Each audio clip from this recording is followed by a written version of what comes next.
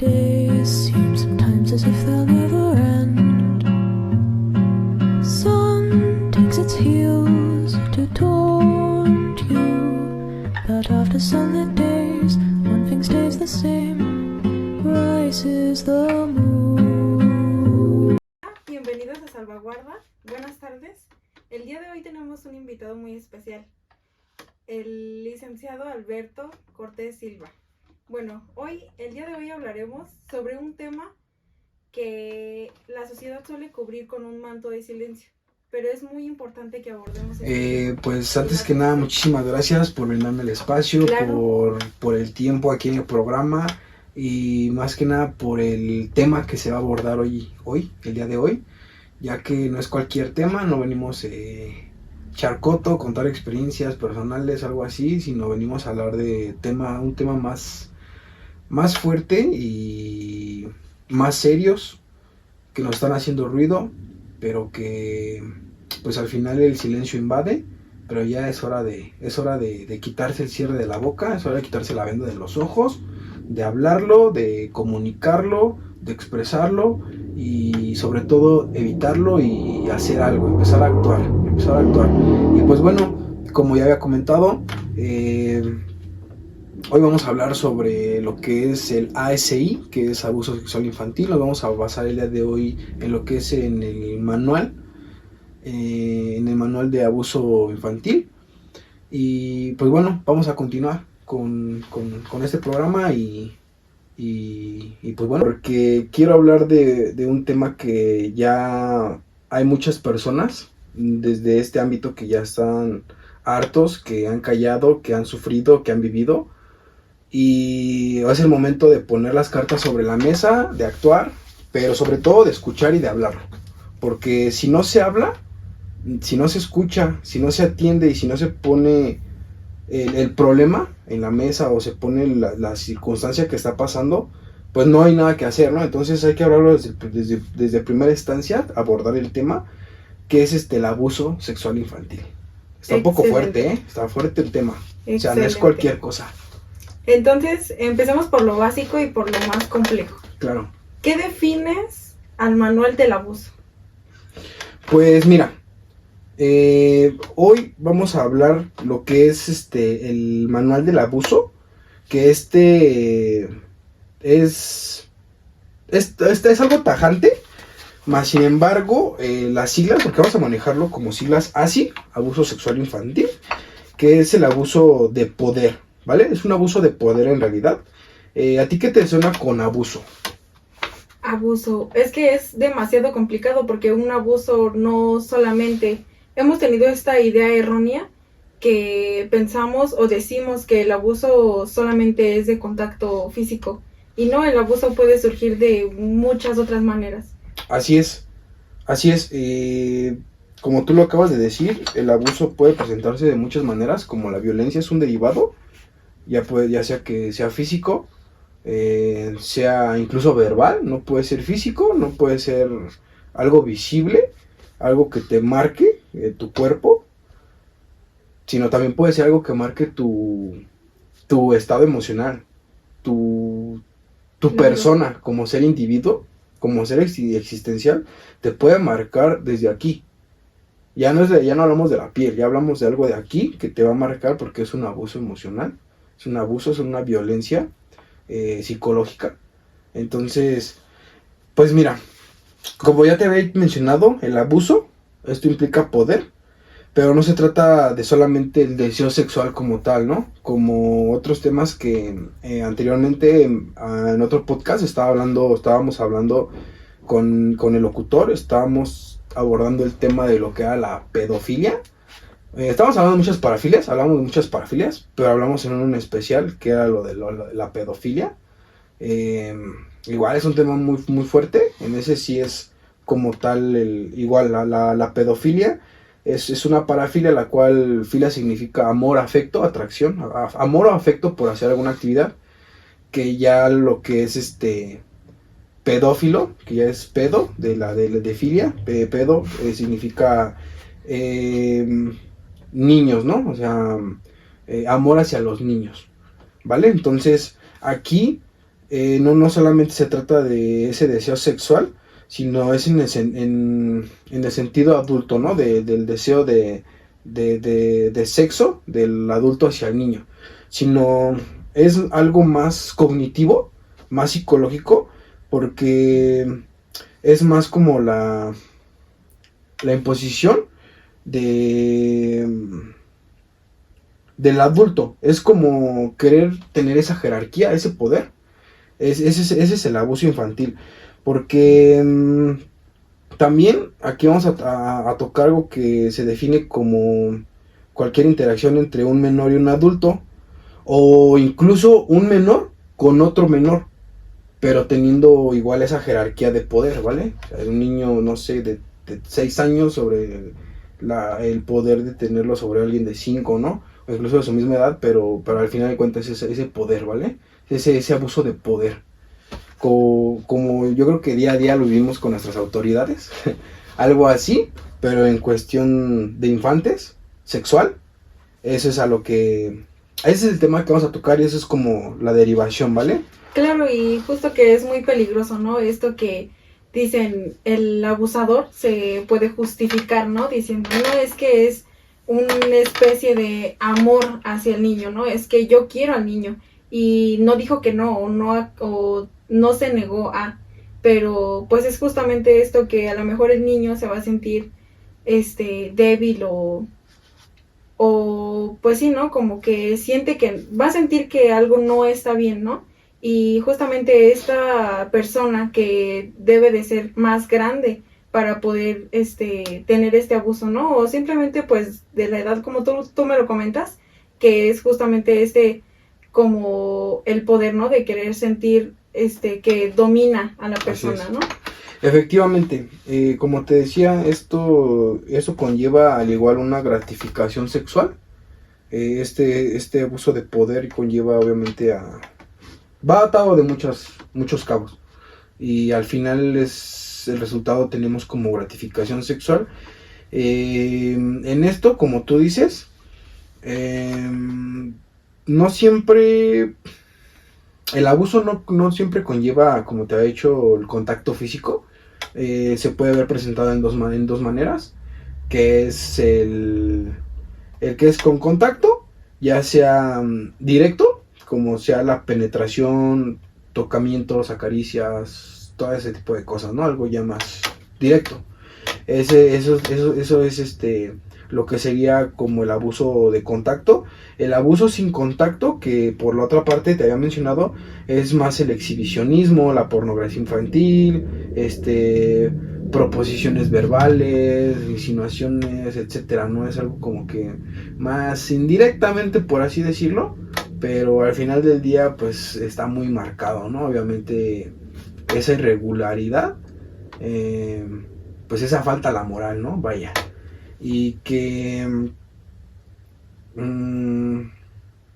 mis colegas y mis compañeros y también como profesionales, quiero que entiendan, incluso igual el público que nos escucha y que nos ve, quiero que entendamos que aquí el derivado es el consentimiento del niño, ¿vale? Aquí para que se genere el abuso es el consentimiento, pero al final del día, justamente como tú lo dijiste, me comentaste algo así de... ¿Cómo habías dicho anteriormente tu argumento? ¿Qué es lo que me habías mencionado? Que el abusador busca sentirse dominante hacia la presa, ¿no? En este caso, pues hacia el niño, y suele justificarse, ¿no? Diciendo que el niño no se negó, ¿no? Ah, bien. Justamente quería rescatar esa idea, enfatizarla, porque justamente un niño no puede consentir, porque no... ¿Por qué? Porque no hay igualdad de condiciones de un adulto de madurez, de vida, de edades, de todo. O sea, al final del día no hay consentimiento, no hay conciencia de parte del infante. Esa es una. La otra puede que, como tú dices, hablando en el episodio, o bueno, como te había comentado que anteriormente me habían invitado, que estábamos hablando sobre lo que eran las filias, y esta parafilia de los pedófilos. Como tú has dicho, ahí también había estado comentando con se me fue la palabra, con el conductor del programa, que decía, no, dices que, pues, ¿cómo se justifican, no? Estos tipejos, diciendo, Claro. no, es que, pues, no dijo que no, o no se negó X cosa, ¿no? O parecía que sí quería participar, o cosas así, ¿no? O sea, al final del día es una mentira. ¿Por qué? Porque no hay un consentimiento. O sea, al final no tienes la edad suficiente. Tu cerebro, el encéfalo, no ha acabado de desarrollarse para que tú puedas tomar una decisión clara. En esta parte vamos a meternos un poquito en el desarrollo de nuestro cerebro, que nuestro cerebro tenemos 4 lóbulos, 4 áreas importantes, que es la frontal, la occipital, la temporal y la parietal. Esos 4 lóbulos principales son encargados de muchas actividades, como por ejemplo el frontal. Tiene un derivado muy relacionado y muy similar a frente, ¿no? Frontal, frente. Se encuentra en esta parte. ¿Esta parte qué hace? ¿Cuál es su función? Tomar decisiones. Todo lo que viene con lógica, con razonamiento, con todo como lo racional, por así decirlo, ¿vale? Todo lo racional lo lleva a esta parte de esta área del cerebro, es la que le encarga de ello. Entonces, para que nosotros podamos tener desarrollados bien todo nuestro encéfalo y todas nuestras áreas, nuestros lóbulos, y por ejemplo poder tomar una decisión racional, lógica, nosotros debemos de tenerla desarrollada 100%. ¿Esto cuándo ocurre? Pues hasta cumplir al menos, en su mayoría, todos, la mayoría de edad, 18 años.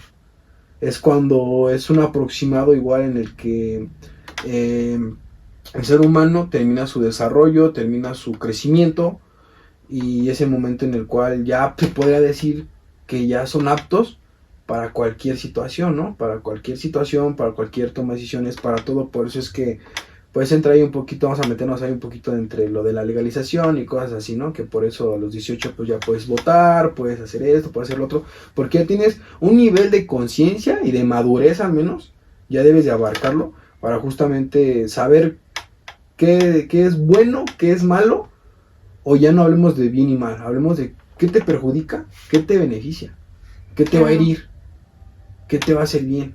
Además, es complicado porque justamente esta situación que los niños no tienen desarrollado o no saben qué es lo que quieren consentir y lo que no quieren consentir, ¿no? Y es bastante complicado que no pongamos esta cultura, ¿no? O de no tener penas, o no de no tener tabús, ¿no? Al momento de hablar sobre la sexualidad con nuestros hijos, ¿no? Porque qué complicado es esto cuando te dicen, ven, te doy un dulce, ¿no? Y el niño, pues, no tiene esta conciencia, ¿no? Como tú me lo comentas, de decir que si está bien o está mal, o si lo quiere o no lo quiere, porque no tienen pues sí, pensamiento, ¿no? Claro. Sí, en efecto, pues aún no tienen la madurez, no tienen la capacidad de asimilar las cosas, porque también el crecimiento del infante y del individuo, de uno como persona, es muy complejo. No es como de un día a otro ya estás desarrollado o ya debes de... son muchas controversias, ¿sabes? Pero al final del día pues estamos aquí justamente para atender el caso, para resolver dudas y pues bueno, para más que nada informarnos, que es lo principal. Ahorita pues vamos a aterrizar un poquito de otros subtemas, otros pequeños puntos que tenemos aquí, y al final pues igual si podemos seguir sacando, no sé, igual si alguien del público igual tiene alguna duda, algo que podamos resolver, algo que quisieran preguntar y que nosotros quieren que contestemos, o al menos yo que quieren que les resuelva, igual con gusto pueden hacerlo. Entonces de base, de momento me gustaría que pasáramos otro punto. Claro, y pasemos al impacto psicológico, las secuelas que este abuso deja. Claro. Empecemos con el daño. El manual detalla trastornos específicos. Hablemos del TEPT. Bien. El TEPT. Pues esto, ¿qué significa? Este es un trastorno en el cual, pues es una etapa en los infantes, ya trayendo de por medio esta circunstancia, ya este daño, pues es algo muy devastador. Este TETP se manifiesta en tres ejes, viene fragmentado en tres partes, que es la reexperimentación, ¿vale? Este primer punto es muy importante, muy fuerte, muy devastador, como te ha dicho. ¿Por qué? Porque este viene compuesto, este primer punto viene compuesto de lo que son pesadillas, flashbacks, regresar a esos episodios traumáticos que tuvieron, donde el niño siente que el abuso está ocurriendo nuevamente, que está siendo abusado, violentado, que no, hombre, o sea, es algo aterrador, porque pues, al final si uno luego como adulto, como grande, pues a veces uno tiene temores todavía, o le pasan cosas que son difíciles de superar o de llevar a cabo, pues cuanto más en un pequeño, que como te he dicho, todavía le falta mucho que entender, mucho que desarrollar, pues es algo que va a estar recurriendo, y pues es algo fuerte, es algo muy fuerte. Vamos con el segundo punto, que este es el de evitación, ¿vale? Este segundo punto, que es el de evitación, viene donde el niño intenta bloquear recuerdos, lugares, momentos, olores, objetos que le recuerden lo que le recuerdan eso que pasó. Pero también esto pasa que les genera un aislamiento emocional, empiezan a tener problemas cognitivos, empiezan a tener problemas para gestionar sus emociones, sus impulsividades, sus respuestas, incluso la percepción de su entorno, o sea, es igual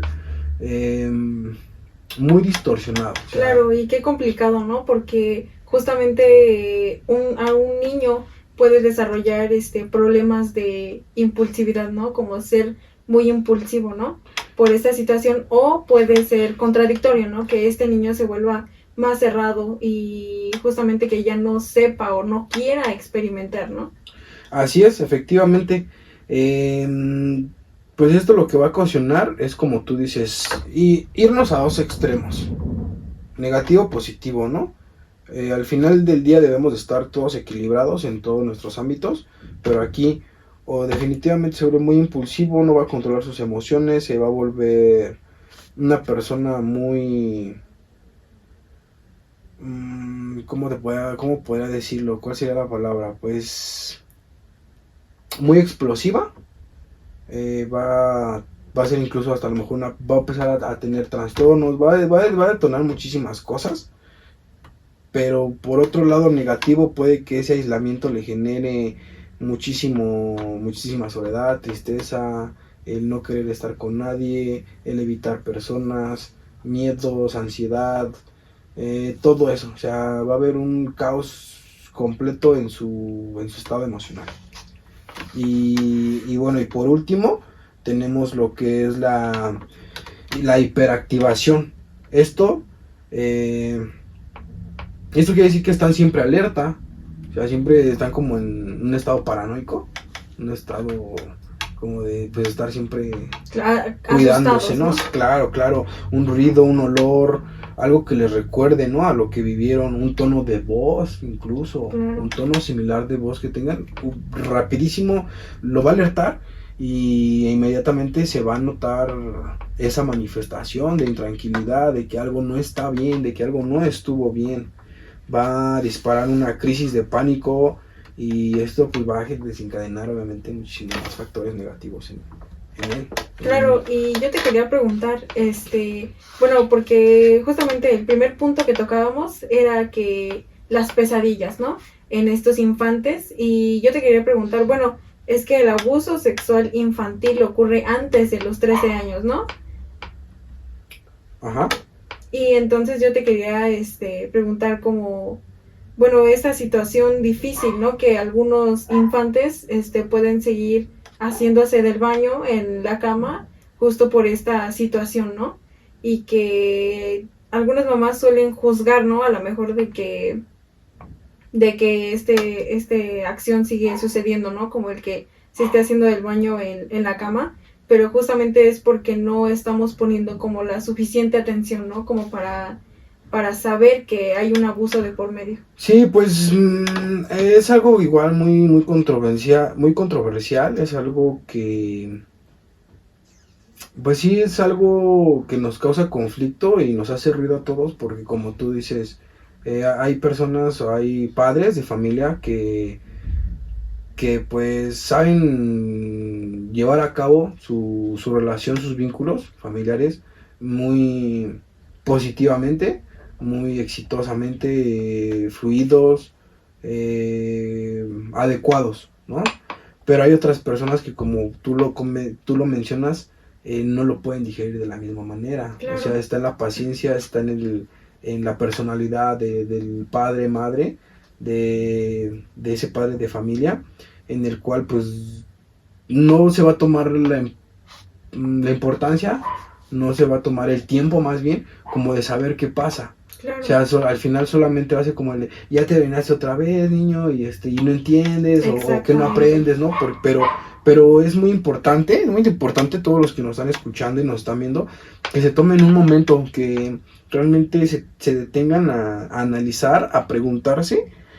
Quizás no a ellos directamente, quizás no de primera base preguntarle al infante, al pequeño, porque también podrían sentirse agredidos, obviamente. Claro, también invadidos. Claro, nuevamente pues les va a invadir el miedo porque no es algo fácil, o sea, al final es algo muy traumático en el cual ellos cualquier cosita los puede detonar tanto algo negativo como algo más negativo, pero es como esa primera empatización de saber qué pasa, qué tienes, no ser igual como un agresor, porque al final del día es como un agresor pasivo, como los tonos, las maneras en los que se dirigen los padres, pero luego son un poquito medio bruscas, ¿no? Sí, claro. Entonces, y luego esta situación que a lo mejor puedan decir que el niño pudiera estar mintiendo, ¿no?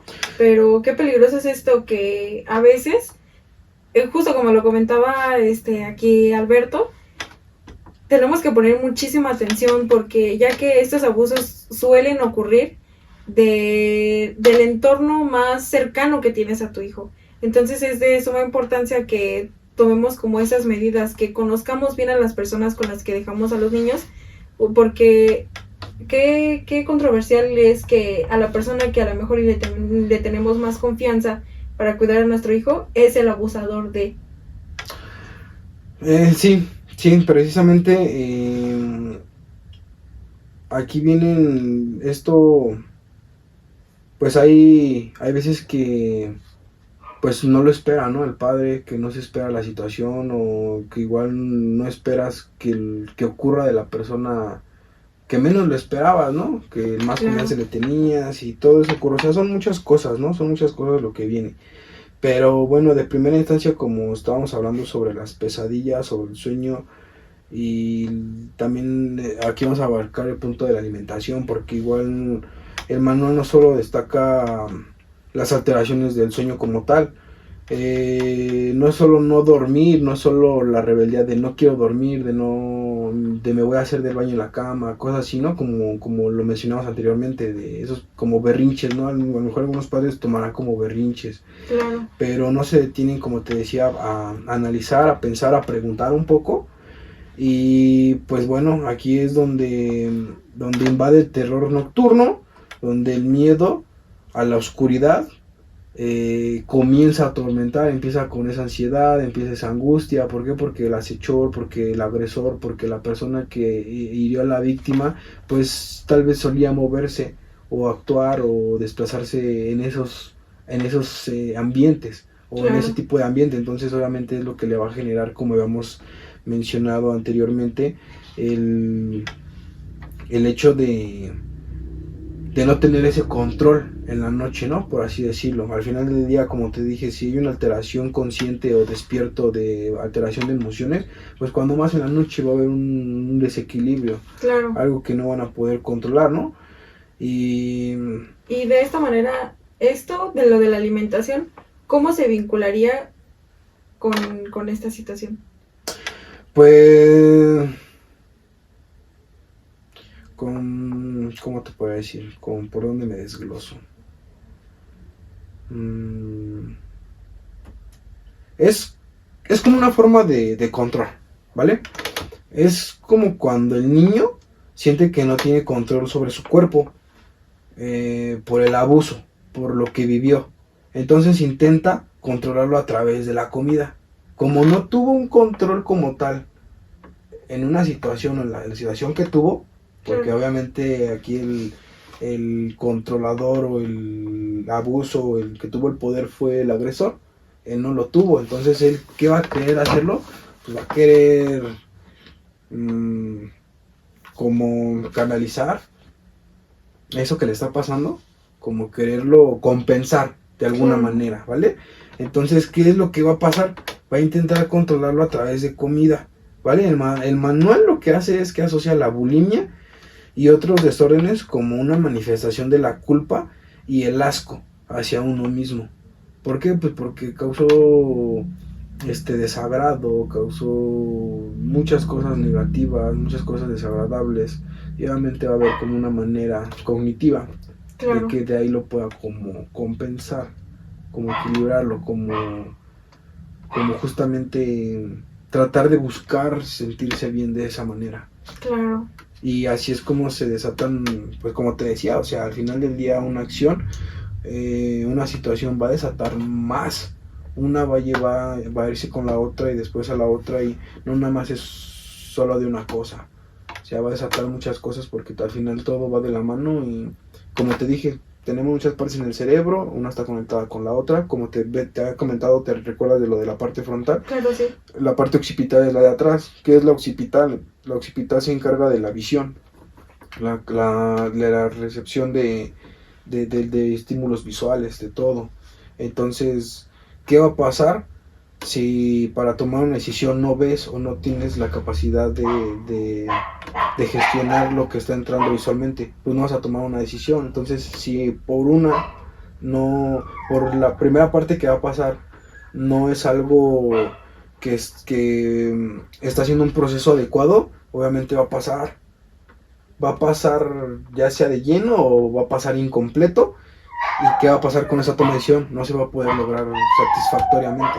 Claro. Entonces así lo mismo es con esto. Una cosa te afecta a esto, pero eso te va a afectar al otro, y así, y es cosa de atenderlo son cosas muy delicadas. Claro, y justamente que puede llegar a que si no tratamos esta situación con los infantes, justamente en ese proceso, puede llegar a afectar a la adultez, ¿no? En esta manera en que ya no vas a poder relacionarte con otras personas de la misma manera, ¿no? O de la manera natural o así, porque ya está el trauma en el infante, ¿no? Así es. Sí, efectivamente ya el daño ya está hecho. Claro. Lamentablemente e irremediablemente el trauma ya está hecho, ya como dicen, lo que hiciste ya no lo puedes deshacer. Claro. Ya lo hecho está, y pues ni modo, o sea, también pues ya toca trabajar con el infante, toca trabajar con la familia, sobre todo, porque también los problemas no es el infante, o sea, no es como que digas, ay, es que me estuvo provocando, ¿no? Como pues se escucha en la calle, ¿no? De mujeres, en lo que es de la parte adulta, ¿no? La parte adulta, la parte moral de la sociedad, en la que no es que me estaba coqueteando, o es que me incitó, o se me insinuó, pues el niño, ¿cómo, no? Exacto. O sea, sí. O sea, eso no hay argumento que pueda ni siquiera justificar un poco esas acciones. Y claro, o sea, estamos hablando de lo psicológico, de lo cognitivo, desde el daño que se está generando internamente en la persona, en estos pequeños individuos, pero también estamos hablando de un daño psicosomático. Claro. ¿Qué es esto? Psicosomático. Un daño físico, un daño que se manifiesta en tu cuerpo, a través de tu cuerpo, a través de tu piel, a través de lo que sientes, de lo que puedes incluso transmitir, lo que puedes incluso, ¿cómo se puede decir? Mostrar, ¿no? Por así decirlo, o sea, algo que se ve, algo externo. El cuerpo habla lo que el niño calla, ¿vale? Claro. O sea, en esa parte los dolores abdominales son crónicos, cefaleas intensas, pues dolores de cabeza, problemas con la cabeza, problemas dermatológicos que no tienen explicación médica, porque es de dónde viene, cómo pasó esto, cómo se contagió, o qué onda, ¿no? Y justo es o ahí qué le donde... pasó, qué le está pasando a su cuerpo, Sí. ¿no? Porque es un niño, no es como de, pues, ¿qué va a andar haciendo? ¿No? Esto es la somatización del trauma. ¿Qué es somatizar? Pues es cuando... Somatizar es cuando tú le das un significado a un malestar, ¿vale? Es cuando tú, por ejemplo, cuando las veces que tienes gripa, hay veces en las que estás moqueando, ¿no? El famosísimo moqueo, escurrimiento nasal. Lo que es lagrimeo constante en los ojos. ¿Y qué pasa? Pues muchos toman medicamento, antivirales, no se les quita, porque no son virus, están somatizando. Claro. Somatizar es que están reprimiendo una emoción, y lo que te dije hace un momento, lo que tú no hablas, el cuerpo lo que tú callas, el cuerpo lo va a gritar. O sea, tu cuerpo va a manifestarse y va a decir, oye, me está pasando esto. Son como las alertas de tu cuerpo. Así como el teléfono tiene alertas, la somatización igual es como las alertas de tu cuerpo. Ahí si te tomaste muchas cosas y no se te quita el virus, ¿qué significa? Estás somatizando algo que está pasando dentro de ti, personalmente, cognitivamente, emocionalmente, en tu vida, y que tu cuerpo, y que no debes de hacerlo, que algo ya dice basta, y tu cuerpo, ¿qué es lo que hace? Llora, está llorando, está sacando agua. ¿Qué son las lágrimas? Agua. Entonces tu cuerpo está llorando porque es como el de ya basta, ya no quiero, ya no lo hagas, ya basta, ya no reprimas, ya no me hagas daño. Claro. ¿Sabes? Eso es somatizar. Entonces por eso te hablaba de son somatizaciones del trauma. Pues el trauma viene haciendo, viene hiriendo sentimientos, hiere al individuo, hiere al infante, lo hiere de muchas formas, pero lo principal y lo más perjudicial son sus emociones, sus sentimientos. Entonces, si estás mal, destruido por dentro, se va a manifestar hacia afuera. Claro. Hacia al final, tu cuerpo va a gritar lo que por dentro tú estás callando, y es tu secreto, no sabes cómo decirlo, cómo expresarlo. Tu cuerpo lo va a gritar, va a decir, me pasó esto, me hicieron el otro, viví esto, claro, me hicieron daño. Y que a lo mejor el niño no lo va a expresar, ¿no? Pero justamente a través del cuerpo, pues están estas señales, ¿no? Y es justamente donde tenemos que poner atención, porque incluso si el infante no te va a tener la confianza para decirte que acaba de sufrir un abuso, o justamente esto que no saben que es un abuso, ¿no? Entonces el niño no va a ir y te va a decir, fui abusado, ¿no? O de esta manera, sino tenemos que poner de esta fijación, ¿no? En estos síntomas en los niños. Efectivamente, mira, ya desde primer base, un profesional, un especialista, la persona que ya esté atendiendo el caso, de primera instancia debe de sospechar cuando un niño presenta dolencias físicas, cuando ya hay una manifestación, como tú dices, pues obviamente es evidente. A lo mejor no te lo va a decir, pero es muy evidente. Debe de empezar a notar, a ver, a observar, a analizar esas señales que te da, para que pues tomes las cartas, ¿no? Tomes las cartas del asunto, sobre el asunto, y digas, mira, pues vamos a empezar a hacer esto. E incluso a lo mejor, en caso de que no fuera así, pero tú ya estás previniendo un trauma, Y si no es así, pues empiezas a descartar posibilidades. Pero tú ya debes de estar con el ojo en la mira, Claro. enfoque y a ver, algo aquí no está bien. A ver, espérame. Porque como tú lo dices, un infante no te va a llegar y te va a decir, mira, mamá, Justamente. me hicieron esto, me pasó el otro. No.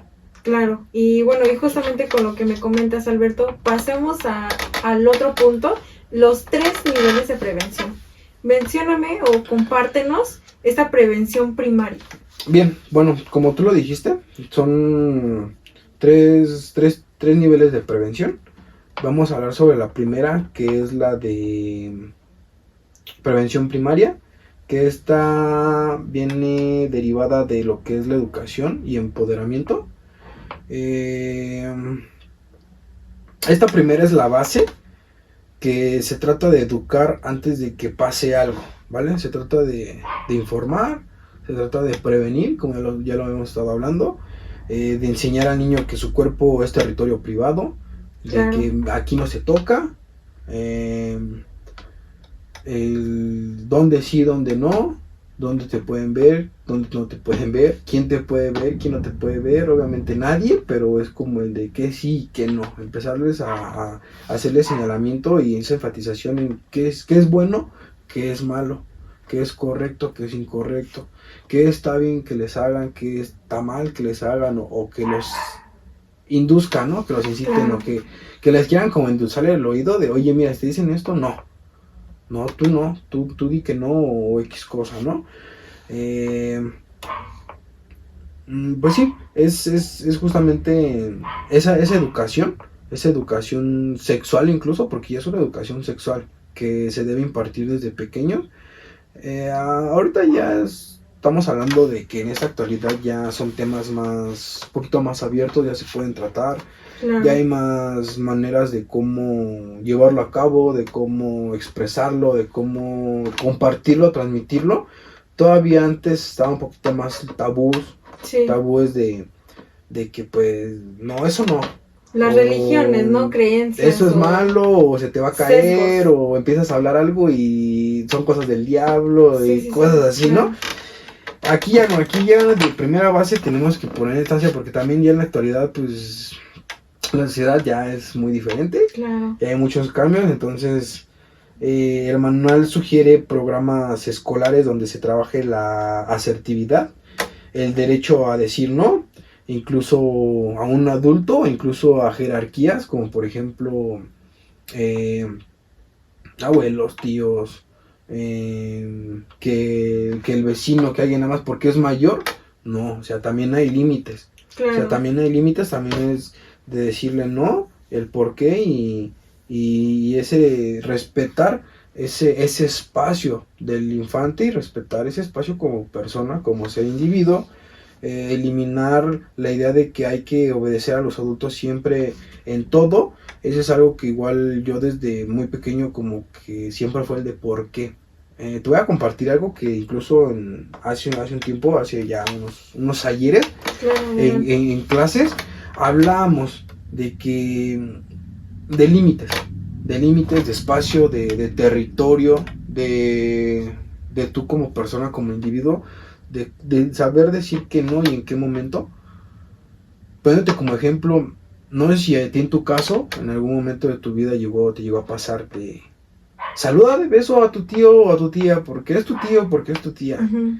Y salúdala, y mi beso, y por qué no, y abrazo, y beso, y apapacho, y a ver, espérame, sí, somos familiares, pero aguántame, hay límites. Claro. Hay cosas que están bien, hay cosas que no están bien, hay cosas que son adecuadas, hay cosas que ya están por demás. Claro. Entonces yo siempre desde ahí, cuando pues ya en algún momento ya crecí, yo sí crecí como con ese disgusto de que veía a alguien familiar, incluso había veces que ni me acercaba porque decía, le tengo que dar beso. Ajá, claro. Y es algo incómodo. Sí, pero por supuesto.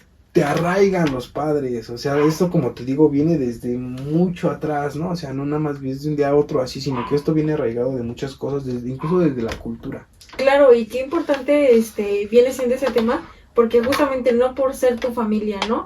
Y justamente como lo mencionábamos, que muchas veces en los casos, el 70% de los casos, el abusador está dentro de tu familia, dentro de tu círculo. Y qué complicado es esto, ¿no? Porque un niño no sabe o va a decir, no, es que no quiero saludar, no, es que es respeto, ¿no? Es que es esto, y no ven el respeto de uno, ¿no? Porque justamente es esto de marcar límites, pero yo, marcar los límites como mamá, ¿no? Como decir, en este momento, pues mi hijo no quiere, oye, o esta situación, ¿no? Sí, tú lo acabas de decir, es el espacio, es la conciencia, es la conciencia de saber que todos tenemos un espacio, todos tenemos un límite, todos somos diferentes y todos tenemos una manera diferente de ver las cosas y de sentirlas, ¿no? Claro. Porque para uno lo que es aquí vamos a hablar un poquito de lo del bien y el mal, porque para lo que unos es bueno, para otros es malo, ¿no? En este caso, lo que para mí es bueno es marcar un límite, una línea de, a ver, sí, hola, buenas tardes, lo que quieras, pero a ver, ¿no? O sea, un límite. Sí. Pero para la otra persona va a ser malo porque, pinche chamaco irrespetuoso. Te lo digo así abiertamente porque así es como se expresan las tías o las personas, ¿no? Sí. Porque así es como nuestra cultura lo marca de, ¿y por qué no? Es falta de respeto, ¿no? Falta de educación. O incluso el de, cédele el paso, o hazle esto, o haz el otro, ayuda al anciano, a la anciana. Pero cuando los ancianos son groseros, pues es ahí donde, ¿qué pasa? Ajá, porque justamente es para dar respeto, para tener respeto hay que darlo. Entonces, desde ahí hay cosas como muy erróneas que hay cosas en las que sí yo no estoy de acuerdo, como eso, de que justamente como que te obliguen, porque es algo ahí, es un factor que ahorita le acabas de dar, incluso lo venía pensando en el camino aquí a la entrevista, sobre que hay padres que justamente te hacen como ver que si tú no cedes es malo, porque le estás faltando al respeto al adulto mayor por decirle que no, por desobedecerlo. Pero ¿qué hay del adulto mayor si no hay conciencia, no hay moral, no hay esa esencia de humanidad en él como para tener ese mismo respeto hacia el menor? Claro. Es esa parte donde justamente por ese tipo de cosas el agresor sabe de dónde agarrarse, sabe de dónde entrar, cómo. De ahí es donde justamente también en algún momento yo impartí un taller, o tuvimos un taller en donde yo estudiaba, la Universidad de Insurgentes. Yo soy egresado de ahí, entonces en algún momento tuvimos un taller donde hablábamos de eso, que pues hay maneras y yo creo que aquí lo de base, yo creo que ya está de más. Yo creo que aquí lo que hay que hacer nuevamente enfatización es en esa educación, en enseñarles, en uno como, en primera instancia como padre, como adulto, realmente estar informado, realmente prevenirse, realmente ser muy cuidadosos con uno mismo, en primera instancia saber de uno mismo, cuidarse, protegerse de uno mismo, y como siguiente paso, pues obviamente darle esa educación a tu descendencia, a tus hijos, a tus nietos, saber cómo informarles, cómo transmitirles, cómo enseñarlos, porque al final del día hay veces que no está de más. O sea, la información nunca está de más, la información es poder, y si tú sabes manejarla, pues es algo que te va a ayudar, que te va a prevenir, va a evitar de algún tipo de estas cosas que tú pases por ello. Entonces, por primera instancia, pues es enseñar, es hablar, es expresarse, no es quedarse callado. Claro, y como siguiente punto, Alberto, me gustaría tocar continuando con las prevenciones, la segunda prevención, ¿no? La prevención secundaria. Vamos a hablar de esta segunda prevención, que es la del ojo crítico. Esta segunda prevención ¿Qué pasa ahí si ya está ocurriendo? Ahí entra si ya está ocurriendo esto, ya entra lo que es la segunda prevención, la prevención secundaria. El manual nos da indicadores, cambios bruscos de conducta, dibujos con contenidos sexuales explícitos, regresiones, como por ejemplo volver a mojar la cama, como habíamos dicho anteriormente, ¿no? Por episodios de que recuerda, pánico, ¿no? De pánico. Aquí el objetivo en esta prevención secundaria es interrumpir el abuso, ¿vale? Es cada día que el abuso continúa, el daño se multiplica exponencialmente. Entonces aquí es pausarlo, darle como un corte y comenzarlo a trabajar y hacer esa enfatización, darle la atención y comenzarlo a tratar, ¿no? Y posteriormente en la tercera, esto que ya venía en la tercera prevención, que es la de reparación. La terciaria es el tratamiento. El tratamiento ya es como, pues, el manual aquí hace enfatización en evitar la victimización, ¿no? La victimización. ¿Qué quiere decir con esto? Que el sistema judicial o médico no dañe más al niño, que no haya como que más cucharas ajenas, ¿no? Sí, claro.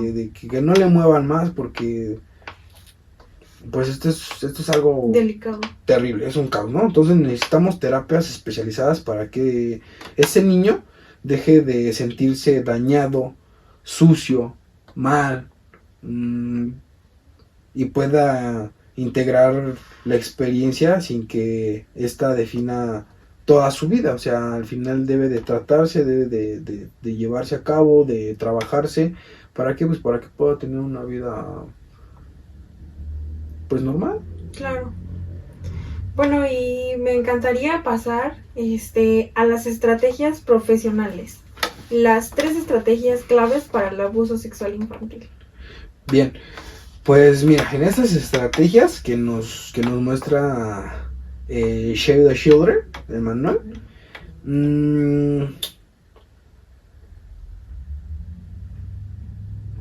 aquí entre nosotros, como profesionales y como colegas, como equipo, no podemos trabajar solos, ¿vale? Si el psicólogo no habla con el trabajador social, ¿qué pasa? Si por ejemplo, tú como psicólogo no hablas con el trabajador social y él no habla con el juez, el niño cae por gritas del sistema, ¿no? O sea, al final esto se va a perder. Sí, claro. O sea, es algo que debe de llevar una secuencia, debe llevar un paso a paso, pero sobre todo debe de llevar un seguimiento. Claro. O sea, todos debemos de trabajar en seguimiento en equipo y de estar coludidos unos con los otros. Y mira, yo te paso el reporte, mira, yo tengo esto, yo saqué esto, yo me di cuenta de esto, ¿qué podemos hacer? ¿Tú qué onda? ¿Qué viste? ¿Qué observaste? ¿Qué hacemos? Claro, ¿no? Principalmente que el niño se sienta respaldado, ¿no? Que se sienta escuchado. Así es, esto lo que se genera como red, trabajando en equipo, pues ya que es lo que hace, garantiza que el niño sea el centro, ¿no? O sea, que sea el enfoque principal, que sea pues el blanco en el que vamos a trabajar. Claro. Y bueno, y me gustaría con la segunda, que es la formación especializada, ¿no? Claro, esta no basta con ser buena persona, hay que saber entrevistar a un niño, hay que saber empatizar, hay que saber tener esa iniciación de charla, de vínculo, pues tratar de empatizar con él, ¿vale? El manual explica que una pregunta mal formulada hacia él puede validar un testimonio o traumatizar al menor. Claro. O sea, al final tú puedes, si no haces bien tus preguntas, si tú no estructuras bien qué es lo que va a ser tu chamba y cómo la vas a llevar a cabo, pues la verdad puedes aventarte una bronca, porque o no la formulas bien y no sabes qué pasa, o le puedes hacer daño al niño tú también. O sea, al final tú le puedes seguir generando traumas y desperfectos y pues muchas cosas negativas por lo mismo de no saber cómo abordar el tema, de cómo Claro, acercarte y cómo... Porque es muy delicado este tema, ¿no? Como Sí, lo obviamente, mencionábamos. obviamente no es cualquier cosa como de, oye, ¿cómo te fue? Oye, el niño que te pegó, ¿qué pasa? ¿No? O sea, es Claro. algo muy diferente. Sí. Y la tercera es la sensibilización comunitaria, ¿no? Sí, esta es romper el tabú. Hace rato hablábamos de tabú. Claro, Este es romper el tabú, que los padres no tengan miedo de hablar de esto, de este tipo de temas, de situaciones. La comunidad debe de saber, más bien la comunidad debe de ser un entorno protector, no debe saber nada, debe de ser un entorno más bien protector, debe de ser el escudo, debe de ser ese fuerte, esa fortaleza, no un cómplice silencioso y decir no pasa nada, no, aquí no pasó nada, yo sigo, ¿no? Como muchas veces en la sociedad, en el día a día, se cae alguien o un accidente y 100 personas voltean a ver y de esas 100 todos giran nuevamente la cabeza y continúan. claro. Ese es un entorno silencioso y muy perjudicial para cualquier individuo, pero en especial para nuestro niño, Claro, porque pues apenas son unas personitas que están en crecimiento, en su desarrollo, en su proceso, y por algo tan fuerte, o sea, detienes ese proceso, detienes todo, se pausa, la vida sigue, pero la de ellos no, claro. ¿sabes? Tener esta empatía por ellos, ¿no? Porque pues es justamente esto que no, pues que no les damos la atención, ¿no? O por eso de que, ay, es que qué van a decir, ¿no? O qué va a pasar, o así, hacernos de la vista gorda y como que pues ya no pasa nada con el infante, ¿no? Efectivamente, sí, no, esto es de levantar la voz, de decir ya basta, de quitarse la venda de los ojos, pero más el cierre de la boca. Claro. Así es. Claro, y Alberto, me encantaría pasar a esta situación, ¿no? A lo que el manual dice sobre el tratamiento del agresor, ¿no?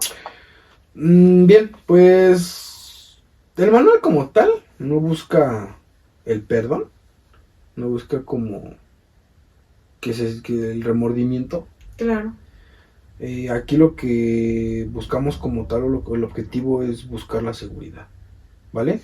El tratamiento con agresores es clínico y judicial, esto ya entra con términos legales, toda esa onda. claro, Se trabaja sobre las distorsiones cognitivas, de qué está pasando en su mente, qué es lo que lo lleva a hacer esos actos atroces, qué piensa, por qué lo lleva a cabo, cómo surge. Me imagino que también desde ahí hay muchos factores que vienen desde pequeño o en su adolescencia o algún evento de igual traumático que los lleva a hacer ese tipo de cosas, porque al final del día también es pues herir a alguien más.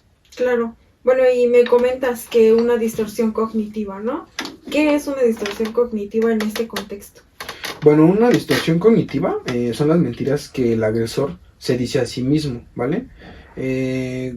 Como lo decíamos desde un inicio, que el agresor se va a justificar, ¿no? Aquí pasa lo mismo. Aquí él va a decir, el niño me buscó, no le dolió, es una forma de afecto, así jugamos, así yo sé con él. Claro. Como si hablamos en términos de un familiar o alguien de un entorno cerca, pues va a decir, no, es que es mi manera de demostrar el amor, o no pasa nada, o no es nada grave, o no. Qué peligroso. Sí, o sea, son cosas que dentro de su vocabulario suena muy normal, o sea, sí, es como, ay, pues le quité al niño su dulce porque se me antojó, ¿sabes? O sea, así de fácil y así de crudo, ¿no? De cruda la situación. El tratamiento rompe pues esas mentiras, así al final del día son mentiras, son justificaciones injustificadas. Claro. Justificaciones injustificadas. Y pues bueno, si el agresor no asume la responsabilidad total y absoluta, el riesgo de reincidencia es altísimo, porque obviamente si no se trata a este agresor, si no se trata a esta persona, pues obviamente corremos con el riesgo de que lo vuelva a hacer una y mil Claro. veces, las veces que él se le plazca, Claro. que pase por su mente, ¿no? Entonces, pues el manual aboga por por programas específicos, especialmente para agresores menores, para detener la cadena de violencia, porque pues, esto es algo Delicado. muy delicado y hay muchas situaciones, no por el hecho de que no lo veamos, no quiere decir que no exista, existe, claro, y está al pie del renglón, está a pie de página y pues hay que actuar, o sea, no nos queda hacer nada más que actuar, no, sí, más bien nos queda mucho que hacer, pero especialmente actuar, darnos cuenta, atenderlo y brindar la atención y el apoyo, ¿no? el apoyo. Hacia Así los es. niños.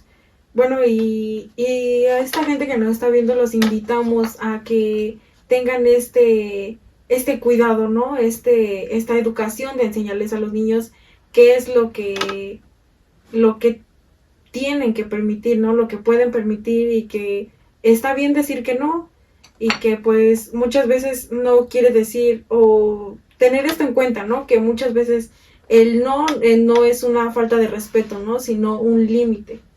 Y bueno, y hemos recorrido un camino denso el día de hoy, desde la definición de las técnicas del tratamiento y bueno, nos extendimos mucho con el tema, ¿no? Sí, claro, pero no le veo inconveniente alguno, ya que es un tema que, como te dije desde un principio, no es cualquiera, no es como, pues que vengamos a divertirnos o como venirlo a hacer con un propósito externo, ¿no? Ya sea lucrativo o algo así, sino más bien es con un propósito moral, educativo, colaborativo hacia la sociedad, hacia nuestros pequeños, de cuidado, de fortaleza, de prevención, de muchas cosas muy importantes que pues no hay que olvidar, que no hay que dejar a un lado, no hay que solamente consumir streaming y contenido